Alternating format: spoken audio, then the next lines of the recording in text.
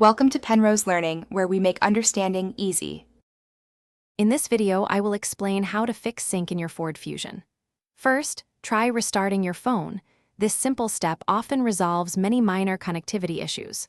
Also, ensure your phone's Bluetooth is turned on and set to discoverable. Finally, check your Ford Fusion's sync screen for any error messages that might provide clues about the problem, helping you diagnose the issue more effectively. If restarting your phone doesn't work, a master reset of your sync system is the next step. This process clears all personal data, including paired phones and navigation history, restoring sync to its factory defaults. To do this, navigate to the Sync Settings menu on your vehicle's display and select the Master Reset option. This often resolves deeper software glitches.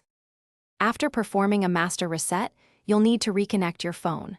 Start by deleting your phone from the Sync System's list of paired devices. Then, on your phone, remove the sync connection from its Bluetooth settings. Finally, pair your phone with Sync again as if it were a brand new device.